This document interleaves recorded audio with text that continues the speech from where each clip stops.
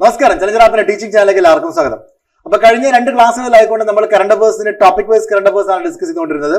ഭരണഘടനയായിരുന്നു last ക്ലാസ്സിൽ discuss ചെയ്തത്. അതിനു മുമ്പ് ചരിത്രം ഡിസ്കസ് ചെയ്തു. LPP പരീക്ഷയ്ക്ക് ടോപ്പിക് അടിസ്ഥാനത്തിലുള്ള കറണ്ട് അഫേഴ്സ് എത്രത്തോളം പ്രാധാന്യമാണെന്ന് മനസ്സിലാക്കിക്കൊണ്ട് തന്നെ എല്ലാവരും പഠിക്കാൻ വേണ്ടി ശ്രമിക്കുക.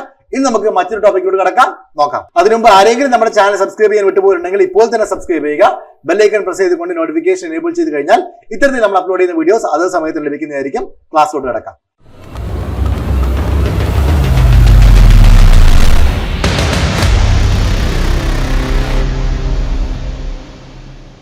അപ്പൊ നമ്മൾ ഇന്ന് ഡിസ്കസ് ചെയ്യുന്നത് ഭൂമിശാസ്ത്രം എന്ന് പറയുന്ന ടോപ്പിക്കാണ്.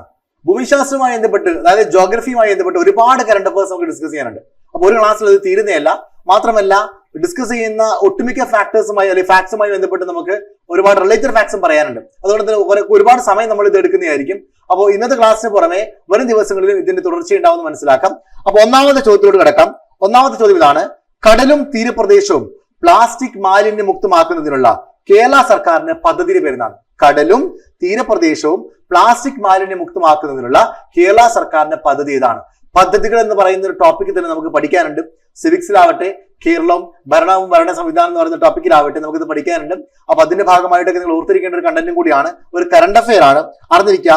ഉത്തരം ശുചിത്വ സാഗരം. എന്താണ് ശുചിത്വ സാഗരം? ഓക്കെ, കടലും തീരപ്രദേശവും പ്ലാസ്റ്റിക് മുക്തമാക്കാൻ വേണ്ടി കേരള സർക്കാർ കൊണ്ടുവന്നിരിക്കുന്ന പദ്ധതിയുടെ പേരാണ് ശുചിത്വ സാഗരം. ശുചിത്വ സാഗരം മനസ്സിലാക്കുക. ശുചിത്വ സാഗരം പദ്ധതിയുടെ ഫാക്ട്സ് എന്ന് പറയുന്നത്, ഒന്ന്, കടലും തീരപ്രദേശവും പ്ലാസ്റ്റിക് മാലിന്യം മുക്തമാക്കുന്നതിന് വേണ്ടിയുള്ള പദ്ധതിയാണ്. ഓക്കെ, ഇതിന് പ്രചാരണ മുദ്രാവാക്യം എന്ന് പറയുന്നത് കടലിനെ അറിയാം, കടൽ കാറ്റേൽക്കാം, കടൽ തീരമണിയാം. എന്താണ്? കടലിനെ അറിയാം, കടൽ കാറ്റേൽക്കാം, കടൽ തീരമണയാം. ഓക്കെ, കടലിനെ അറിയാം, കടൽ കാറ്റേൽക്കാം, കടൽ തീരമണയാം. ഓക്കെ, അപ്പൊ ഈ ഒരു മുദ്രാവാക്യം തന്നെ നോട്ട് ചെയ്യേണ്ടതുണ്ട്. ഇത് തന്നെ ചോദ്യമായിട്ട് വരാനുള്ള സാധ്യതയുണ്ട്. ശുചിത്വ സാഗരം.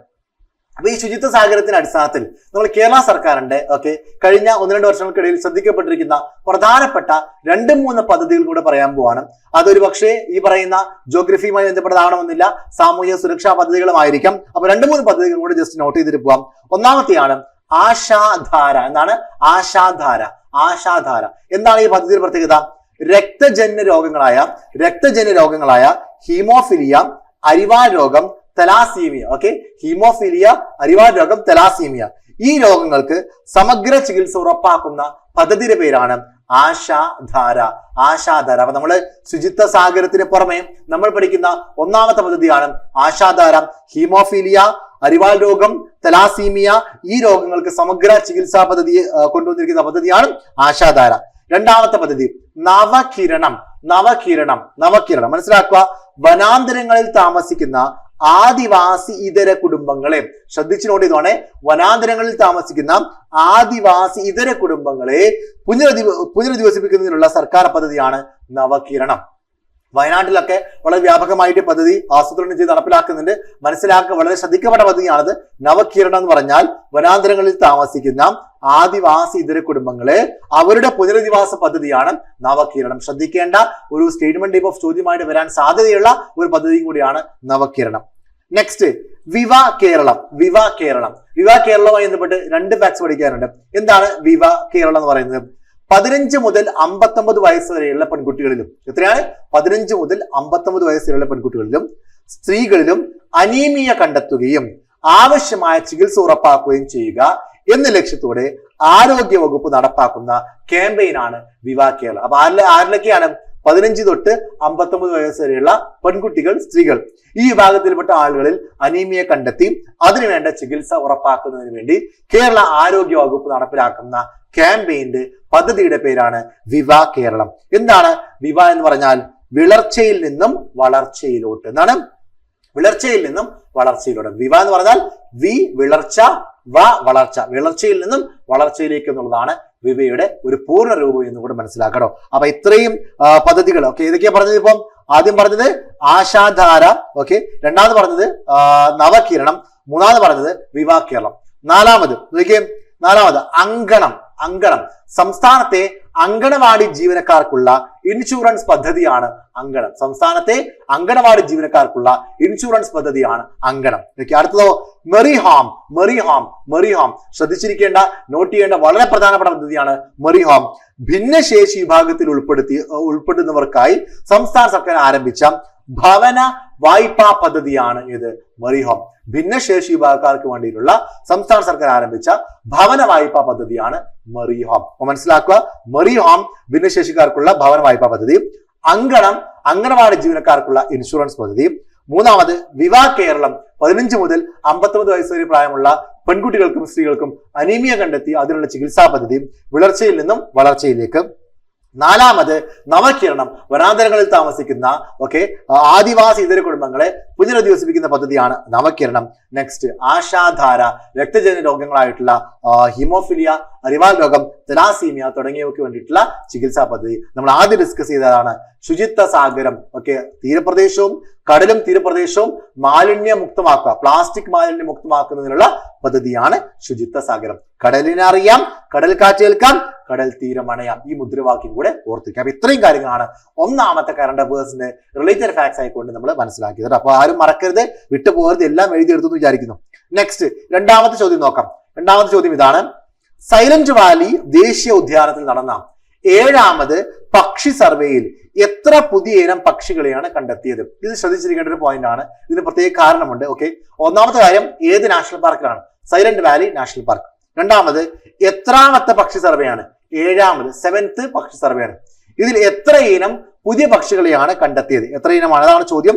17 പുതിയ ഇനം പക്ഷികളെയാണ് കണ്ടെത്തിയിരിക്കുന്നത്. 17 പുതിയ ഇനം പക്ഷികളാണ് കണ്ടെത്തിയിരിക്കുന്നത്. റിലേറ്റഡ് ഫാക്ട്സ് നോക്കാം. 2023 ഡിസംബർ 27 ഡിസംബർ 27നും 29നും ഇടയിൽ നടന്ന 7ാമത് പക്ഷി സർവേ. എത്രാമത്തെയാണ്? 7ാമത് പക്ഷി സർവേയിൽ 17 പുതിയ പക്ഷികൾ ഉൾപ്പെടെ മൊത്തം 175 ഇനങ്ങളെ കണ്ടെത്തി. 17 പുതിയതാണ്, ബാക്കി പഴയ തന്നെയാണ്. അതായത് മൊത്തത്തിൽ സൈലന്റ് വാലി നാഷണൽ പാർക്കിൽ 175 പക്ഷി ഇനങ്ങളെ കണ്ടെത്തി 7ാമത് സർവേയിലൂടെ കേട്ടോ. അടുത്ത പോയിന്റ് വളരെ പ്രധാനപ്പെട്ടതാണ്. ആരാണ് ഈ സർവേ നടത്തിയത്? Kerala natural history society. Kerala natural history സൊസൈറ്റിയുടെ സഹകരണത്തോടെയാണ് വനം വകുപ്പ് ഈ ഒരു കണക്കെടുപ്പ് നടത്തിയിരിക്കുന്നത്. നെക്സ്റ്റ്, എന്നാണ് ഈ നാഷണൽ പാർക്കിൽ, സൈലന്റ് വാലി നാഷണൽ പാർക്കിലെ ആദ്യത്തെ പക്ഷി സർവേ നടന്നത്? 1990 ആദ്യത്തെ പക്ഷി സർവേ നടത്തിയത്. അന്നത്തെ സർവേ ഗ്രൂപ്പ് അംഗങ്ങളായിരുന്ന PK ഉത്തമൻ, C സുശാന്ത്, KS ജോസ് എന്നിവരും പങ്കെടുത്തു എന്നത് ഇത്തവണത്തെ പക്ഷി സർവേയുടെ പ്രത്യേകതയാണ്. നമ്മൾ ശ്രദ്ധിച്ചിരിക്കേണ്ട പോയിന്റ് ആണ്, വളരെ പ്രധാനപ്പെട്ട പോയിന്റ് ആണ്.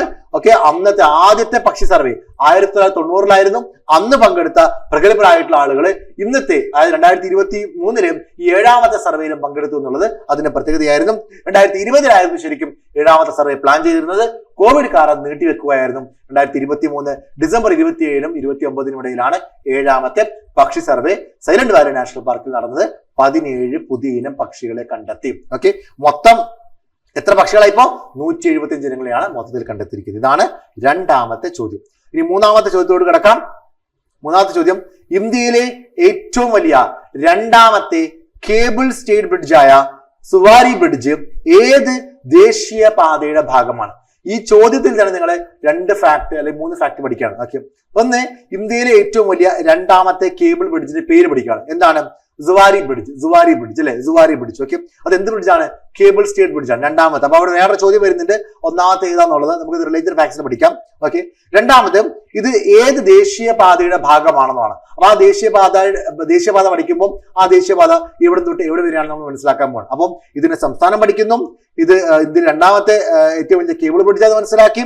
അതുപോലെ തന്നെ ആണെങ്കിൽ ഇത് ദേശീയപാതയുടെ ഭാഗമാണെന്ന് നോക്കാൻ പോകുന്നു. ആ ദേശീയപാത എവിടെ തൊട്ട് എവിടെ വരെയാണെന്ന് മനസ്സിലാക്കാൻ പോകുന്നു. അപ്പൊ ഈ ചോദ്യത്തിന് ഉത്തരം ഇതാണ്. ഇത് NH 748 എന്ന് പറയുന്ന നാഷണൽ ഹൈവേയുടെ ദേശീയപാതയുടെ ഭാഗമാണ്. ഇന്ത്യയിലെ ഏറ്റവും വലിയ 2ാമത്തെ കേബിൾ സ്റ്റേഡ് ബ്രിഡ്ജ് ആയിട്ടുള്ള സുവാരി ബ്രിഡ്ജ് എന്ന് മനസ്സിലാക്കാം. ഇത് ശ്രദ്ധിച്ചിരിക്കുക. നമുക്ക് റിലേറ്റഡ് ഫാക്ട്സ് നോക്കാം. എന്താണ് സുവാരി ബ്രിഡ്ജ്? അറിഞ്ഞിരിക്കാം. ഇന്ത്യയിലെ വടക്കൻ ഗോവയ്ക്കും, എവിടെയാണ്? വടക്കൻ ഗോവ, നോർത്തേൺ ഗോവ, തെക്കൻ ഗോവ. നോർത്തേൺ ഗോവയ്ക്കും തെക്കൻ ഗോവയ്ക്കും ഇടയിലുള്ള പാലമാണ് സുവാരി ബ്രിഡ്ജ്. നോർത്തേൺ ഗോവയ്ക്കും സദേൺ ഗോവയ്ക്കും ഇടയിലുള്ള ഒരു പാലമാണ് Zuari bridge. Number 1. Number 2, Zuari ബ്രിഡ്ജിന്റെ മൊത്തം നീളം എന്ന് പറയുന്നത്, ഡിസ്റ്റൻസ് എന്ന് പറയുന്നത് 640 മീറ്റർ ആണ് ഇതിന്റെ ടോട്ടൽ ലെങ്ത് എന്ന് പറയുന്നത്. 640 മീറ്റർ ആണ് സുവാരി ബ്രിഡ്ജിന്റെ ഇന്ത്യയിലെ ഏറ്റവും വലിയ രണ്ടാമത്തെ കേബിൾ സ്റ്റേഡ് ബ്രിഡ്ജിന്റെ നീളം. ഓക്കെ, നെക്സ്റ്റ് ഇന്ത്യയിലെ ഏറ്റവും വലിയ രണ്ടാമത്തെ കേബിൾ സ്റ്റേഡ് ബ്രിഡ്ജ് എങ്ങനെയാണ് ഇംഗ്ലീഷിൽ എഴുതുന്നത് ഇവിടെ കാണിച്ചു തന്നിട്ടുണ്ട്. ഓക്കെ, അതാണ് ഏതെന്ന് പറയുന്നത് ഈ സുവാരി ബ്രിഡ്ജ് എന്ന് പറയുന്ന 640 മീറ്റർ നീളമുള്ള വടക്കൻ ഗോവയ്ക്കും തെക്കൻ ഗോവയ്ക്കും ഇടയിലുള്ള ഈ പാലം. ഓക്കെ, എന്നാണ് സുവാരി ബ്രിഡ്ജ്, രണ്ടാമത്തെ ഏറ്റവും വലിയ കേബിൾ സ്റ്റേഡ് ബ്രിഡ്ജ്. ഇനി മനസ്സിലാക്കുക, ഈ സുവാരി ബ്രിഡ്ജ് ഏതിന്റെ ഭാഗമാണ്? NH 748. NH 748 എവിടുന്നാണ് തുടങ്ങുന്നത്? കർണാടകയിലെ ബെൽഗാമിൽ നിന്ന് ആരംഭിച്ച് വടക്കൻ ഗോവ ജില്ലയിലെ പനാജിയിൽ അവസാനിക്കുന്ന ദേശീയപാതയാണ് NH 748. അപ്പൊ നാഷണൽ ഹൈവേ 748 കർണാടകയിലെ ബെൽഗാമിൽ തുടങ്ങി പിന്നെ വടക്കൻ ഗോവ നോർത്തേൺ ഗോവയില് പനാജിയിൽ അവസാനിക്കുന്ന ഒരു ബ്രിഡ്ജ് ആണെന്ന് അറിഞ്ഞിരിക്കട്ടോ. 745 ബ്രിഡ്ജ് അല്ല, ഒരു നാഷണൽ ഹൈവേ ആണ്, ദേശീയപാതയാണ്. 748 മറക്കരുത്. ഈ 748 നാഷണൽ ഹൈവേ 748 സുവാരി ബ്രിഡ്ജും കണക്ട് ചെയ്തുകൊണ്ട് മനസ്സിലാക്കുക. രണ്ടും കണക്ട് ചെയ്ത് ചോദ്യങ്ങൾ വരാനുള്ള സാധ്യത വളരെ കൂടുതലാണ്. ഇനി ഇവിടുത്തെ മറ്റൊരു ചോദ്യം എന്ന് പറയുന്നത് ഏറ്റവും വലിയ കേബിൾ സ്റ്റേഡ് ബ്രിഡ്ജ് അപ്പൊ ഏതാണെന്നുള്ളതാണ്. അപ്പൊ ഇത് രണ്ടാമത്തെയാണ് സുവാരി സേതു അല്ലെ, സുവാരി ബ്രിഡ്ജ്. അപ്പൊ ഏറ്റവും വലുത് ഏതാണ്? സുദർശൻ സേതു. രണ്ടും കറണ്ട് അഫെയർ ആണ്. ഈ സുവാരി ബ്രിഡ്ജ് 2023 പ്രശസ്തമായതെങ്കിൽ 2023 അതുമായി ബന്ധപ്പെട്ട വാർത്തകൾ വന്നതെങ്കിൽ ഈ സുദർശൻ സേതു 2024 ഫെബ്രുവരി മാസത്തിലെ കറണ്ട് അഫെയർ ആണ്. ഈ വർഷത്തെ കറണ്ട് അഫെയർ ആണ്. അറിഞ്ഞിരിക്കുക, സുദർശൻ സേതു ആണ് ഇന്ത്യയിലെ ഏറ്റവും നീളം കൂടിയ കേബിൾ പാലം, കേബിൾ സ്റ്റേഡ് ബ്രിഡ്ജ് എന്ന് പറയുന്നത് സുദർശൻ സേതു. അറിഞ്ഞിരിക്കുക, ശ്രീകൃഷ്ണന്റെ പ്രശസ്തമായിട്ടുള്ള ദ്വാരകാധീശ് ക്ഷേത്രം, ഈ ദ്വാരകാധീശ് ക്ഷേത്രം സ്ഥിതി ചെയ്യുന്ന ദ്വാരക നഗരത്തിൽ നിന്നും ഏകദേശം 30 കിലോമീറ്റർ അകലെയാണ് ഓഖ തുറമുഖം. ഈ ഓഖ തുറമുഖത്തിനടുത്തുള്ള ഒരു ദ്വീപാണ് ബെറ്റ് ദ്വാരക. ഓക്കെ, ഇത് പറയാനുള്ള കാരണം ഞാൻ പറഞ്ഞുതരാം, മനസ്സിലാക്കുക. എന്താ ഇതിന്റെ ഒരു ഇതുവൃത്തം എന്താ പറയുന്നത്? ദ്വാരകാധീശ് ക്ഷേത്രം സ്ഥിതി ചെയ്യുന്ന ദ്വാരക, ആ ദ്വാരക നഗരത്തിൽ നിന്ന് 30 കിലോമീറ്റർ അകലെയാണ് ഓഖ തുറമുഖം. ഈ ഓഖ തുറമുഖത്തിനടുത്തുള്ള ഒരു ദ്വീപാണ് ഏത്? ബെറ്റ് ദ്വാരക. എന്നാണ് ബെറ്റ് ദ്വാരക. ഇനി അറിഞ്ഞിരിക്കുക, ഈ ഓഖ മെയിൻലാൻഡിനെയും ഈ ബെറ്റ് ദ്വാരക ദ്വീപിനെയും ബെറ്റ് ദ്വാരക ദ്വീപിനെയും ബന്ധിപ്പിക്കുന്ന ഇന്ത്യയിലെ ഏറ്റവും നീളം കൂടിയ കേബിൾ സ്റ്റേ പാലമാണ് Sudarshan Setu. Cable stay bridge ആണ് സുദർശൻ സേതു അഥവാ Okha Bet Dwarka signature bridge. Okay, Sudarshan Setu എന്നാണ് ഇതിന്റെ പേരെങ്കിലും ഇതിന് അറിയപ്പെടുന്ന മറ്റൊരു പേര് ഓഖ ബെറ്റ് ദ്വാരക സിഗ്നേച്ചർ ബ്രിഡ്ജ്. എന്നാണ് ഓഖ ബെറ്റ് ദ്വാരക സിഗ്നേച്ചർ ബ്രിഡ്ജ്. അപ്പം ഗുജറാത്തിലെ ഓഖ മെയിൻലാൻഡിനെയും അതുപോലെ തന്നെയാണെങ്കിൽ ഈ ബെറ്റ് ദ്വാരക ദ്വീപിനെയും പരസ്പരം ബന്ധിപ്പിക്കുന്ന ബ്രിഡ്ജാണ് ഈ പറയുന്ന സുദർശൻ സേതു. അതിന്റെ പേരാണ് ഓഖ ബെറ്റ് ദ്വാരക സിഗ്നേച്ചർ ബ്രിഡ്ജ്. കേട്ടോ, മറക്കാൻ പാടില്ല. ഇതാണ് ഇന്ത്യയിലെ ഏറ്റവും നീളം കൂടിയ കേബിൾ സ്റ്റേഡ് ബ്രിഡ്ജ് എന്ന് അറിഞ്ഞിരിക്കുക, സുദർശൻ സേതു. Okay, yes. ഏകദേശം 2.5 കിലോമീറ്റർ ആണ് ഇതിന്റെ ലെങ്ത് എന്ന് പറയുന്നത്. അപ്പൊ നമ്മള് സുവാരി ബ്രിഡ്ജിനെ കുറിച്ച് മനസ്സിലാക്കി. നാഷണൽ ഹൈവേ 748 ബന്ധപ്പെട്ടിരിക്കുന്നു. സുദർശൻ സേതു ഗുജറാത്തിലെ ഓഖ മെയിൻലാൻഡിനെയും അതുപോലെ തന്നെ ആണെങ്കിൽ ബെറ്റ് ദ്വാരക ദ്വീപിനെയും ബന്ധിപ്പിക്കുന്ന ബ്രിഡ്ജ് ആണ്. ഓക്കെ, ഇത് അറിയപ്പെടുന്നത് ഓഖ ബെറ്റ് ദ്വാരക സിഗ്നേച്ചർ എന്നും കൂടാണെന്ന് അറിഞ്ഞിരിക്കട്ടോ. അപ്പൊ ഇത്രയാണ് ഇതുമായി ബന്ധപ്പെട്ടിരിക്കുന്ന റിലേറ്റഡ് ഫാക്ട്സ്. എല്ലാവരും എഴുതിയെടുത്തു വിചാരിക്കുന്നു. നെക്സ്റ്റ് പോയിന്റോട്ട് കടക്കാണ്. Question number 4. സുന്നി ജലവൈദ്യുത പദ്ധതി നിലവിൽ വരുന്ന സംസ്ഥാനം ഏതാണ്? അടുത്ത വളരെ പ്രധാനപ്പെട്ട ഈ വർഷം ചോദിക്കാൻ സാധ്യതയുള്ള, ജോഗ്രഫിയിൽ ചോദിക്കാൻ സാധ്യതയുള്ള റിവർ സിസ്റ്റമായി ബന്ധപ്പെട്ട് കിടക്കുന്ന ഒരു ചോദ്യമാണ്, കറണ്ട് അഫെയർ ആണ്. സുന്നി ജലവൈദ്യുത പദ്ധതി നിലവിൽ വരുന്ന സംസ്ഥാനം ഏതാണ്? ഉത്തരം ഹിമാചൽ പ്രദേശിൽ ഒരു പുതിയ ജലവൈദ്യുത പദ്ധതി വരുന്നു, പുതിയ അണക്കെട്ട് വരുന്നു. അതിനുള്ള തത്വത്തിലുള്ള അംഗീകാരം നൽകിയിട്ടുണ്ട്, അതിനുള്ള ഗ്രാന്റ് അനുവദിച്ചിട്ടുണ്ട്. മനസ്സിലാക്കുക, 382 മെഗാവാട്ട് ശേഷിയുള്ള സുന്നി ജലവൈദ്യുത പദ്ധതി നിയന്ത്രണം സത്ലജ് ജൽ വിദ്യുത് നിഗം ലിമിറ്റഡിനാണ്. അപ്പൊ ഇതിന്റെ നിയന്ത്രണം ആർക്കാണ്? സത്ലജ് ജൽ വിദ്യുത് നിഗം ലിമിറ്റഡ്. അത് കേൾക്കുമ്പോൾ തന്നെ മനസ്സിലാക്കാം സ്വാഭാവികമായിട്ടും ഈ ഒരു ജലവൈദ്യുത പദ്ധതി ഏത് നദിയിലായിരിക്കും എന്നുള്ളത്. ഏത് നദിയിലാണ്? സത്ലജ് നദി. ഓക്കെ, സത്ലജ് നദി മനസ്സിലാക്കുക. ഇൻഡസിന്റെ ട്രിബ്യൂട്ടറി ആയിട്ടുള്ള സത്ലജ് നദിക്ക് കുറുകെയാണ്, അല്ലെങ്കിൽ സത്ലജ് നദിയിലാണ് ഈ ജലവൈദ്യുത പദ്ധതി നടപ്പിലാക്കാൻ പോകുന്നത്. അതിന്റെ പേരാണ് സുന്നി ജലവൈദ്യുത പദ്ധതി. സംസ്ഥാനം ഹിമാചൽ പ്രദേശ്. നോട്ട് ചെയ്തല്ലോ. അടുത്ത ക്വസ്റ്റ്യനോട് കടക്കാണ്. Question number 5. 2023 ജനുവരിയിൽ കേന്ദ്ര വനം പരിസ്ഥിതി മന്ത്രാലയം സംരക്ഷിത സസ്യമായി പ്രഖ്യാപിച്ചത് ഏത്? ഓക്കെ, താഴെ തന്നിരിക്കുന്ന ഓപ്ഷൻസിൽ 2023 ജനുവരിയിൽ കേന്ദ്ര വനം പരിസ്ഥിതി മന്ത്രാലയം സംരക്ഷിത സസ്യമായിട്ട് പ്രഖ്യാപിച്ചത് ഏത് എന്നുള്ളതാണ് നമ്മുടെ കേരളവുമായി ബന്ധപ്പെട്ട വളരെ പ്രധാനപ്പെട്ട ഒരു ചോദ്യമാണ്. ഉത്തരം നീലക്കുറിഞ്ഞി. അപ്പോ ഒരു സസ്യത്തെ ഓക്കെ സംരക്ഷിത സസ്യമായിട്ട് പ്രഖ്യാപിക്കുമ്പോൾ പിന്നീട് അതിനെ കൃഷി ചെയ്യുന്നതും അതിനെ നശിപ്പിക്കുന്നതും ഒക്കെ ശിക്ഷാർഹമായിട്ട് മാറുന്നുണ്ട്. അപ്പൊ നീലക്കുറിഞ്ഞിയുമായി ബന്ധപ്പെട്ടിരിക്കുന്ന ഈ ഒരു വാർത്തയുടെ വിശദാംശങ്ങൾ നമുക്ക് നോക്കാം. മനസ്സിലാക്കുക, നീലക്കുറിഞ്ഞിയുടെ ശാസ്ത്രീയ നാമം സ്ട്രോബിലാന്തസ് കുന്തിയാന. എന്താണ്? സ്ട്രോബിലാന്തസ് കുന്തിയാന എന്നുള്ളതാണ് നീലക്കുറിഞ്ഞിയുടെ ശാസ്ത്രീയ നാമം. കുറിഞ്ഞിച്ചെടികളും പൂക്കളും കൈവശം വെക്കുക, ഓക്കെ, നശിപ്പിക്കുക. ഇതെന്താണ്? ഇനി മുതൽ ശിക്ഷാർഹമാണ്, കാരണം ഇവയെ സംരക്ഷിത സസ്യവനത്തിൽ ഉൾപ്പെടുത്തിയിരിക്കുന്നു. അടുത്തത് 3 വർഷം വരെ തടവും 25,000 രൂപ വരെ പിഴയുമാണ് ഇതിന്റെ ശിക്ഷ. കുറ്റം ആവർത്തിച്ചാൽ 7 വർഷം വരെ തടവും 1 ലക്ഷം രൂപ വരെ പിഴയും ശിക്ഷ ലഭിക്കാവുന്നതാണ്. അപ്പൊ വളരെ പ്രധാനപ്പെട്ട ഒന്നാണ്. ഓക്കെ, നീലക്കുറിഞ്ഞിയെ എന്താക്കി മാറ്റിയിരിക്കുന്നു? ഓക്കെ, കേന്ദ്ര വനം പരിസ്ഥിതി മന്ത്രാലയം സംരക്ഷിത സസ്യമായിട്ട് പ്രഖ്യാപിച്ചിരിക്കുന്നു.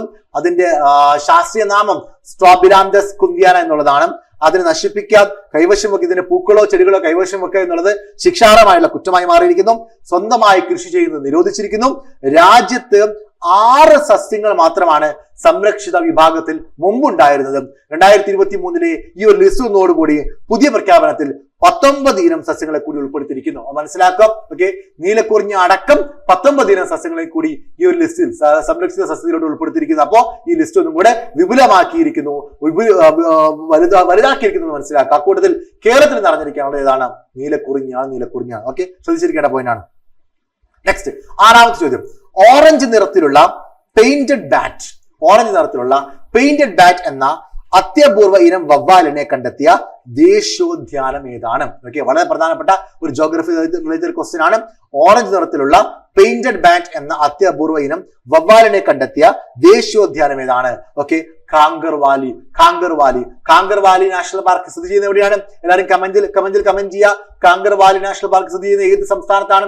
ഒരു സംസ്ഥാനത്തെ വളരെ പ്രസിദ്ധമായിട്ടുള്ള പ്രധാനപ്പെട്ട നാഷണൽ പാർക്കാണ് കാങ്കർവാലി. ഞാനിവിടെ പറയുന്നില്ല. ആ സംസ്ഥാനത്ത് കഴിഞ്ഞ വർഷം ഇലക്ഷൻ നടന്നിരുന്നു, പുതിയ മുഖ്യമന്ത്രി വന്നിട്ടുണ്ട്. ഓക്കെ, അതെല്ലാം ജസ്റ്റ് ഹിന്റുകളാണ്. അപ്പൊ കാങ്കർവാലി നാഷണൽ പാർക്ക് ഏത് സംസ്ഥാനത്ത് സ്ഥിതി ചെയ്യുന്നു? ഉത്തരം കമന്റ് ചെയ്യാം കേട്ടോ. ഓക്കെ, നെക്സ്റ്റ് 2023 ജനുവരിയിൽ സസ്യ ഗവേഷകർ കേരളത്തിൽ നിന്നും കണ്ടെത്തിയ ഓക്കെ കാര ഇനത്തിൽപ്പെട്ട പുതിയ സസ്യം ഏതാണ്? കേരളത്തിൽ നിന്ന് കണ്ടെത്തിയ പുതിയ ഇനം സസ്യം ഏതാണ്? ഉത്തരം കാംതിയം വേമ്പനാഡൻസിസ്. എന്താണ്? കാംതിയം വേമ്പനാഡൻസിസ്. ഓക്കെ, 2023 കേരളത്തിൽ നിന്ന് കണ്ടെത്തിയ കാര ഇനത്തിൽപ്പെട്ട പുതിയ സസ്യമാണ് കാംതിയം വേമ്പനാഡൻസിസ്. ഓക്കെ, ആലപ്പുഴ SD കോളേജിലെ സസ്യശാസ്ത്ര ഗവേഷകയായ SOG ഗൈഡായ ഡോക്ടർ T സുനിൽകുമാർ മുഹമ്മയും ചേർന്നാണ് ഈ കാരയെ അന്തർദേശീയ തലത്തിൽ എത്തിച്ചത്. Annals of plant sciences. എന്താണ്? അനൽസ് ഓഫ് പ്ലാന്റ് സയൻസസ് എന്ന അന്തർദേശീയ ശാസ്ത്ര പ്രസിദ്ധീകരണത്തിനാണ് കാര ഇടം നേടിയത്. അനൽസ് ഓഫ് പ്ലാന്റ് സയൻസസ് എന്ന അന്തർദേശീയ ശാസ്ത്ര പ്രസിദ്ധീകരണത്തിലാണ് കാര ഇടം നേടിയെന്ന് മനസ്സിലാക്കാം. ഈ സസ്യത്തിന്റെ ശാസ്ത്രീയ നാമമാണ് കാംതിയം വേമ്പനാഡൻസിസ് എന്നും കൂടെ അറിഞ്ഞിരിക്കട്ടോ. കാംതിയം വേമ്പനാഡൻസിസ്. ഓക്കെ, നെക്സ്റ്റ് 8ാമത്തെ ചോദ്യം. ഇന്ത്യയിലെ ഏറ്റവും മലിനമായ നദി ഏതാണ്? എല്ലാവർക്കും അറിയാവുന്നതായിരിക്കും. ഇന്ത്യയിലെ ഏറ്റവും മലിനമായിട്ടുള്ള നദി സ്ഥിതി ചെയ്യുന്നത് ചെന്നൈയിലാണ്, തമിഴ്നാട്ടിലാണ്. ഓക്കെ, ഉത്തരം കൂവം. ഓക്കെ, തമിഴ്നാട്ടിലൂടെ ചെന്നൈ നഗരത്തിലൂടെ ഒഴുകുന്ന നദിയാണ് കൂവം. ഇന്ത്യയിലെ ഏറ്റവും മലിനമായിട്ടുള്ള നദിയാണ് കൂവം. ഓക്കെ, നെക്സ്റ്റ് 9ാമത്തെ ചോദ്യം. ഇന്ത്യയിൽ സിനിമാ തിയേറ്ററുള്ള ആദ്യ വിമാനത്താവളം ഏതാണ്? ചെന്നൈ അന്താരാഷ്ട്ര വിമാനത്താവളം. അപ്പൊ ചെന്നൈ ഇന്റർനാഷണൽ മീനമ്പാക്കത്തെ ചെന്നൈ ഇന്റർനാഷണൽ വിമാനത്താവളത്തിലാണെങ്കിൽ എന്ത് തുടങ്ങിയിരിക്കുന്നു? തിയേറ്റർ തുടങ്ങിയിരിക്കുന്നു. അതെന്തായി മാറി? ഇന്ത്യയിൽ ആദ്യമായിട്ട് തിയേറ്ററുള്ള വിമാനത്താവളമായിട്ട് മാറുന്നു. ഈ തിയേറ്റർ തുടങ്ങിയിരിക്കുന്നത് PVR സിനിമാസ് ആണ്. ചെന്നൈ അന്താരാഷ്ട്ര വിമാനത്താവളത്തിൽ ഇത്തരത്തിൽ തിയേറ്റർ തുടങ്ങിയിരിക്കുന്നത് PVR സിനിമാസ് ആണ്. അതുകൊണ്ട് തന്നെ ചെന്നൈ ഇന്റർനാഷണൽ വിമാനത്താവളം ഇതിൽ ആദ്യമായിട്ട് സിനിമാ തിയേറ്ററുള്ള വിമാനത്താവളമായിട്ട് മാറുന്നു കേട്ടോ. യെസ്, ലാസ്റ്റ് ചോദ്യം. 2023 ഫെബ്രുവരിയിൽ ഗബ്രിയേൽ ചുഴലിക്കാറ്റും കനത്ത നാശനഷ്ടം ഉണ്ടാക്കിയതിനെ തുടർന്ന് അടിയന്തരാവസ്ഥ പ്രഖ്യാപിച്ച രാജ്യം ഏതാണ്? 2023 ഫെബ്രുവരിയിൽ ഗബ്രിയേൽ ചുഴലിക്കാറ്റ് കനത്ത നാശനഷ്ടം ഉണ്ടാക്കിയതിനെ തുടർന്ന് അടിയന്തരാവസ്ഥ പ്രഖ്യാപിച്ച രാജ്യം ഏതാണ്? ഉത്തരം ന്യൂസിലൻഡിന്റെ തലസ്ഥാനം ഏതാണ്? ന്യൂസിലൻഡ് പ്രൈം മിനിസ്റ്റർ ആരാണ്? ന്യൂസിലൻഡിന്റെ തലസ്ഥാനം ഏതാണ്? ന്യൂസിലൻഡ് പ്രൈം മിനിസ്റ്റർ ആരാണെന്നുള്ളത് കമന്റ് ചെയ്യാം. അപ്പൊ ഇതാണ് ഈ ഒരു ഫാക്ടറുമായി ബന്ധപ്പെട്ട് ആകെ അറിഞ്ഞിരിക്കാനുള്ളത്. നമ്മൾ 10 ക്വസ്റ്റ്യൻസോട് കൂടി ഭൂമിശാസ്ത്രം നിർത്തുന്നില്ല. ഭൂമിശാസ്ത്രവുമായി ബന്ധപ്പെട്ട് ഒരുപാട് കറണ്ട് അഫയേഴ്സ് പഠിക്കാനുണ്ട്. ഈ പറഞ്ഞതെല്ലാം വളരെ പ്രധാനപ്പെട്ടതും ഞാൻ വളരെ സെലക്റ്റീവ് ആയുള്ള കറണ്ട് അഫയേഴ്സ് മാത്രമേ ചൂസ് ചെയ്യുന്നുള്ളൂ. വാരി വലിച്ച് പഠിപ്പിക്കുന്നില്ല. ആവശ്യമുള്ളത് പ്രധാനപ്പെട്ടതാണെന്ന് എനിക്ക് തോന്നുന്നത് മാത്രമേ ഞാൻ എടുത്ത് പഠിപ്പിക്കുന്നുള്ളൂ. അതുകൊണ്ട് തന്നെ എല്ലാവരും നോട്ട് ചെയ്തിട്ട് പോവാ, ഒന്നും സ്കിപ്പ് ചെയ്യാൻ നിൽക്കരുത്. അടുത്ത ദിവസം നമ്മൾ ഈ ജോഗ്രഫിയുടെ കണ്ടിന്യൂഷൻ ആയിക്കൊണ്ട് ജോഗ്രഫിയുടെ സെക്കൻഡ് പാർട്ട് ഡിസ്കസ് ചെയ്യുന്നതായിരിക്കും. ഓക്കെ, അപ്പൊ എല്ലാവരും ഇതിന് മുമ്പുള്ള സെഷൻസ് എല്ലാം കണ്ടു എന്ന് വിചാരിക്കുന്നു. ആരെങ്കിലും കാണാൻ വിട്ടുപോയിട്ടുണ്ടെങ്കിൽ കാണാൻ വേണ്ടി ശ്രമിക്കാം. നമ്മുടെ ചലഞ്ചർ ആപ്പിൽ സെക്രട്ടറി അസിസ്റ്റന്റിന്റെ പുതിയ ബാച്ചും ഈ വരുന്ന 20-ാം തീയതി തിങ്കളാഴ്ച നമ്മൾ സ്റ്റാർട്ട് ചെയ്യുന്നുണ്ട്. 1 വർഷം നീണ്ടു നിൽക്കുന്ന ബാച്ചാണ്. പ്രിലിംസും മെയിൻസും കൂടെ ചേർന്ന ബാച്ചാണ്. അപ്പോൾ ജോയിൻ ചെയ്ത താല്പര്യമുള്ള വിദ്യാർത്ഥികൾ കമന്റ് ബോക്സിൽ കൊടുത്തിരിക്കുന്ന ലിങ്ക് ക്ലിക്ക് ചെയ്തുകൊണ്ട് നിങ്ങൾ രജിസ്റ്റർ ചെയ്യുക. Thank you.